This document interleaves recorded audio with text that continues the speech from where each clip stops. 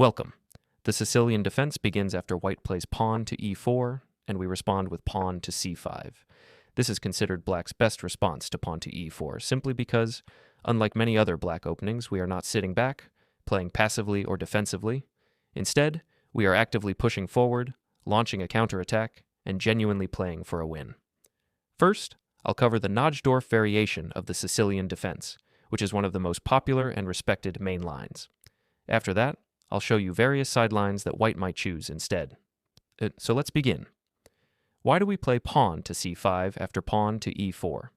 First, it helps open up important squares for our queen, which can become quite active later in the game. But more importantly, we immediately begin to control the d4 square, which is a key central square. This control limits white's options and sets the stage for dynamic counterplay.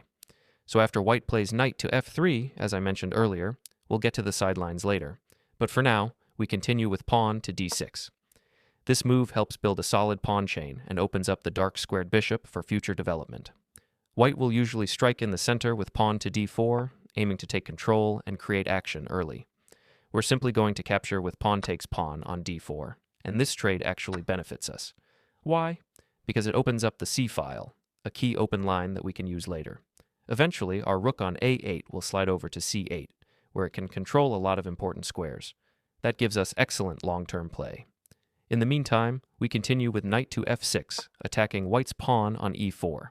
White will defend this pawn with knight to c3, and now we've reached the main branching point of the Sicilian defense. From here, there are 4 or 5 major variations you can choose from. But in this video, I'm focusing on the best of those options. Pawn to a6, entering the Najdorf Variation. What's great about this move is that it's not overly committal.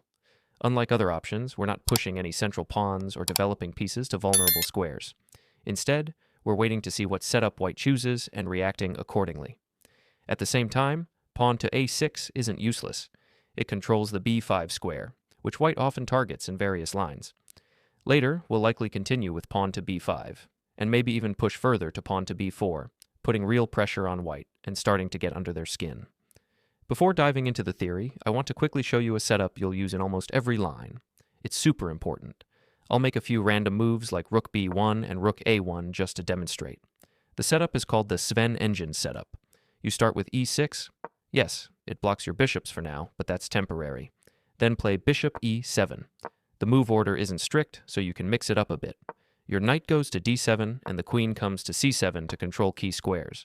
Next comes the important move b5, which works well thanks to your earlier a6. Your squared bishop goes to b7, not the usual diagonal, and you'll usually castle later, since white often plays h4 to h5 or g4 to g5. Delaying castling makes those attacks weaker. Finally, bring your rook to c8 to build pressure. From here, you can push b4 or strike the center with d5 or e5.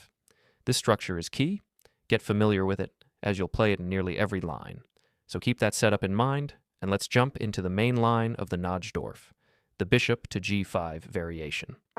This is white's most critical try, immediately pressuring our knight. You respond with e6, which should already feel familiar from the earlier setup. White's strongest follow-up here is f4, aiming to seize space and attack. Another decent option is queen to d2, but it's less challenging. You can stick to your usual plan.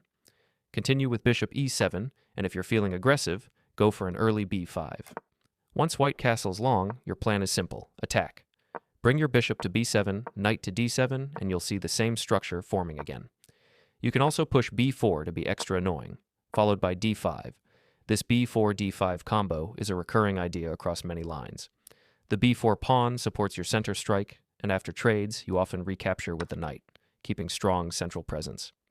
Now all your pieces are working together really well, and even though the position might look a bit unusual, the engine actually gives black a slight advantage. That's because white doesn't have a clear or effective plan to stop your setup.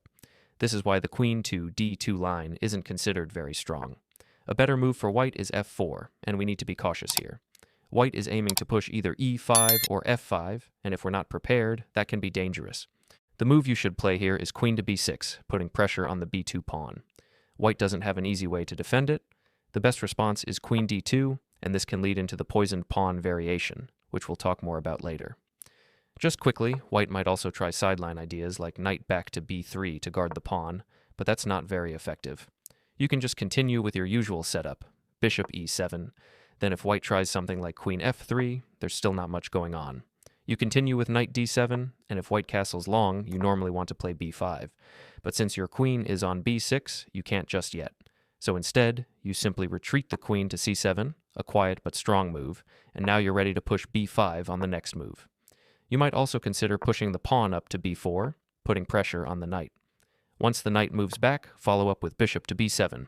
At this point, your setup is complete, and it's a good time to castle. Even though it may look like white has some attacking chances aimed at your position, there's no real threat. It's more bark than bite. From here, you can start launching your own attack with moves like a5 and a4, putting pressure on white's queenside. According to the engine, you've successfully equalized the position.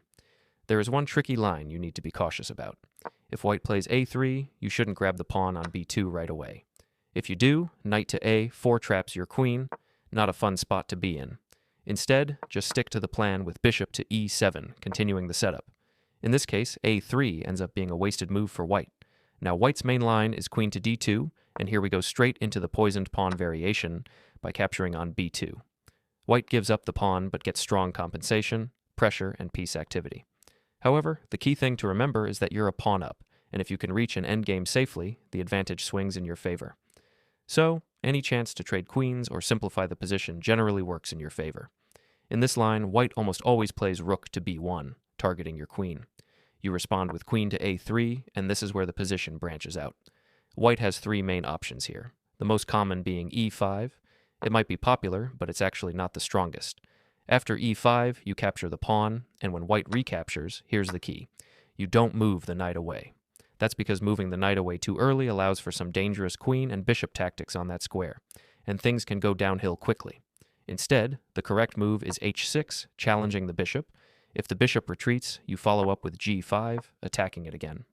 Even if white decides to take on g5 and you recapture with your h-pawn, giving them the bishop pair, it might look bad.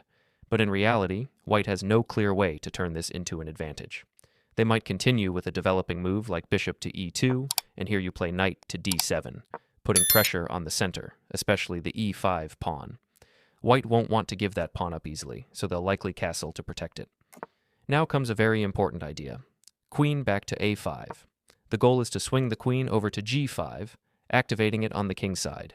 So after a quiet move like king to h1, you play queen to g5, and now you're aiming to launch a counterattack against white's king. If white plays queen to d3, looking to trade, that's actually great for you. You trade queens, and now you're up a pawn heading into the endgame, a clearly favorable position. But if they avoid the queen trade, you continue with knight to c5, targeting their queen. It'll likely shift to c4, and now you simply develop your bishop to d7. That center pawn is safe. It's defended. If white tries bishop to f3 to crank up pressure, you have the excellent resource rook to c8, adding stability and connecting your rooks.